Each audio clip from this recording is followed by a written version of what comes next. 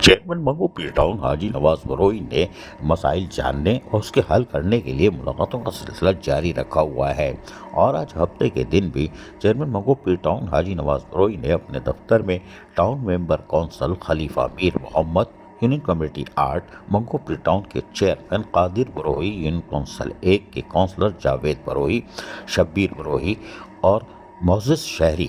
اسد بروئی سے ملاقات کی، جبکہ اس موقع پر انہوں نے جہاں ملاقاتوں کا سلسلہ جاری رکھا ہوا تھا وہیں پی ایس 118 کے رکن سندھ اسمبلی نصیر احمد سے بھی ملاقات کی، اور انہوں نے تفصیلی طور پر منگو پی ٹاؤن کے مسائل اور اس کے حل کے حوالے سے تبادلہ خیال کیا۔ چیئرمین منگو پی ٹاؤن حاجی نواز بروئی نے کہا کہ پسماندگی میں، احساس کمتری میں، احساس محرومی میں ڈوبے ہوئے منگو پی ٹاؤن کو ہمیں دیا گیا تھا، لیکن ہم نے چیئرمین بلاول بھٹو زرداری کی واضح ہدایت اور ان کے ویژن کے مطابق، اور وزیر اعلیٰ سندھ سید مراد علی شاہ ہوں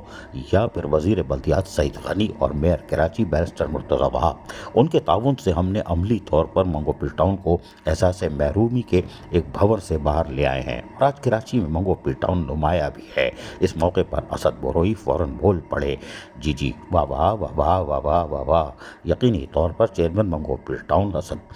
بروئی کے ان الفاظ سے مطمئن بھی ہوگا، اس لیے کہ چیئرمین منگو پی ٹاؤن حاجی نواز بروئی پہلے دن سے ہی عوامی خدمت کے کاموں میں مصروف تھے اور مصروف ہیں۔ عزیز عارف، KBS بلدیاتی نیوز، کراچی۔